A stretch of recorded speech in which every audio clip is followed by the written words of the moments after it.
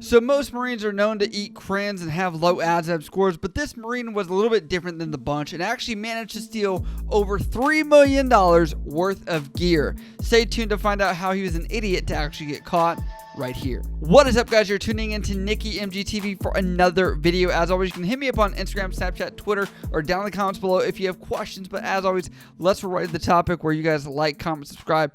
Honestly, we are growing great. You guys have been killing it watching the videos, definitely subscribing. I just have to say a big thank you.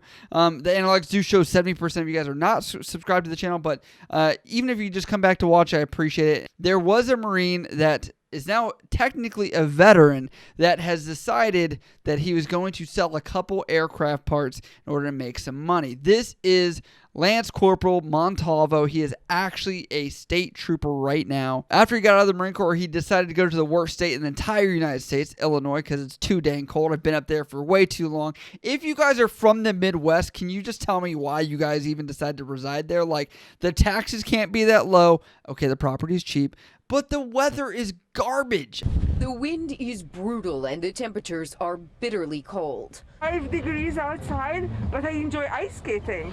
And, you know, it's the winter, so, you know, Chicago is cold. And he works at a squadron known as MALS 14, which is a Marine Aviation Logistics Squadron. They're in charge of maintaining parts and things like that for the aircraft, which is out of Cherry Point, New River, North Carolina, middle of nowhere. No one wants to be there, so obviously he's like, what should I do over here? And decided to take over 200 different items. Now, we're not going to talk about the cost just yet, but understand he's upwards of about 25 years of him actually having to serve jail time. Now, this is because the Navy Criminal Investigative Services, NCIS, as many of you guys know, no, not the TV show. I get it. They actually do have a job. I know that there's a TV show on it, but they actually do have true investigations like this that they do check into. And they do look at people that are still veterans because it's a federal crime if you do something like this. But now the first tip that was ever notified to NCIS was of equipment that was valued at over $70,000. Now, I can only tell you, probably Montalvo was like, hey, dude, go big, go home, let's do it. If you look at the timeline, I think this would be towards the end of his enlistment that he did this, because if you think about it, someone's probably getting out, disgruntled, wants to make some extra cash, realizes they have access to a lot of great equipment that is probably not theirs, and they can maybe sell it or know people that would buy this stuff, especially since some of the training that he's had and know places that he could market this equipment to.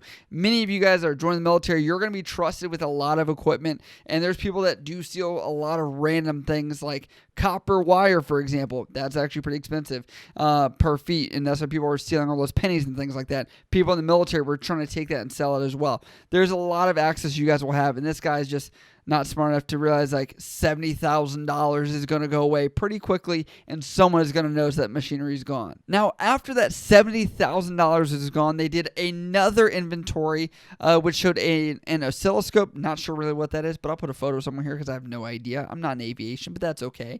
And they saw a total of another $50,000 was missing. If you guys don't know, when they do these investigations, they have equipment lists for everything. There are serial numbers for everything. Now, even the issued gear that you get, most of it has some kind of serial number or something to show that is your stuff. So even the $5,000 of gear I have sitting right there next to me, that's right here, that I have to maintain for the years that I'm stationed with the Marine Corps, I cannot lose this stuff. There's a few things you can buy from the store on base that you can replace, but most of the stuff that is really expensive has a serial number that you have to be aware of. Now, they actually found this oscilloscope, NCIS did, on eBay, and they contacted the person that had bought it, and they were like, what happened with this? Why did you get this? You know, where was it from? What they'd found out was this actually came from the prior Marine, the veteran, the few, the proud, the Montalvo. They already connected the dots. They then research into Montalvo, and then they find out, Montalvo was at Cherry Point at one point. And then they make the connection that there has been gear that's been missing from MALS 14 in Cherry Point versus the gear that has been sold on eBay. Ding, ding, ding. Not very hard. Now, you think that all of your emails, text messages, phone calls, all those things are very secretive, right? Wrong. Actually, that's not the case, because they got a warrant to actually find out more information on Montalvo's cell phone, which then linked to a Corporal Brown that was a Marine still, which is how he's also been getting more parts. Now, that is an important factor, because while Montalvo left to go become a state trooper, he never had continuous access to Mouse 14 to receive these things. So he had to inquire with other Marines or active duty people that did have access with that stuff. And during this, they found text messages between Brown and Montalvo that there was a coordination of equipment to be sold, bought, etc., etc. So looking at this, that is not the only thing they found. They actually were able to value at all these items, 200 items valued at over $3 million. And to give you some ballpark estimates here, what you're looking at is between Montalvo and Brown, that you are taking advantage of a corporal that is probably not making that much money. You're talking about probably $25,000 to $30,000 a year. And then Montalvo at this time knows how much money he's going to get for these parts, and they have proof or documentation from text messages that he had offered him $30,000 for a single part at one point. So you have to think, a Marine, access to it, who's really going to miss this equipment? Maybe it was sitting in a corner, not being utilized as much. We don't use it that much. No one's going to notice it. That is really incorrect, because like I said, there's serialized numbers where people will actually inventory this equipment later on. Now, this is interesting because there are times where he's done this while he was on active duty, still a Marine, and also while he was a state trooper still. There were two companies that were able to track down where he sold parts to, with one of them doing enough damage, or I should say selling, for $60,000 to be transferred to him, and then another company with about 30 to 40 parts with an undisclosed amount of money that was exchanged there. So you're probably asking, what is happening to this veteran Marine Montalvo? He is no longer going to be a state trooper. He's on hold for that for legal issues. It looks like he just graduated not even a year ago from the academy for the state trooper at or in Illinois. And really, there's nothing else to add to this as far as the status of what's happening here. What I want to add to this story at the end of all this is, it doesn't matter if you're still active duty or you're a civilian or whatnot, they can still bring charges upon you. They may not be at the state level, they can be at the federal level, right? So understand that just because you leave the military, you have not escaped that.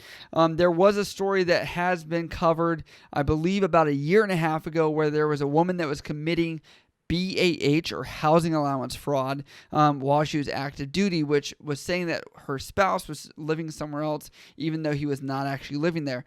This is where NCIS is actually doing investigative services to find out if there is any truth to claims that are being made. So a lot of you guys are going to come in, you're going to meet a kid that's going to say, I can make more money off housing allowance. I'm going to just say my spouse lives in New York City or San Francisco, or if I just take this part and sell it here. And there are people that do put this stuff on Craigslist, which makes it very easy. And if people put their phone number on there too, literally, there are a lot of people that don't think this through. There are people out there right now looking for you guys to mess up. And that includes even in ports.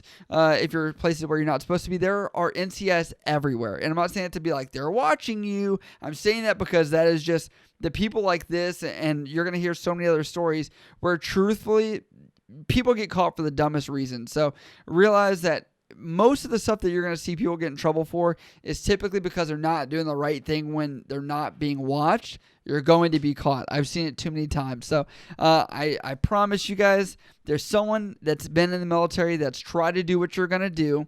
There's someone that has thought about it and probably been smarter than you and still gotten caught. So that's why I just tell people, just bounce anything off. Make sure you don't get in trouble. This is easy stuff to get out of and avoid if possible. So don't get yourself in this predicament. But as always, if you guys do have a question about this or anything else, you can always hit me up on Instagram, Snapchat, Twitter, or down in the comments below. I love you guys. I'll see you next time.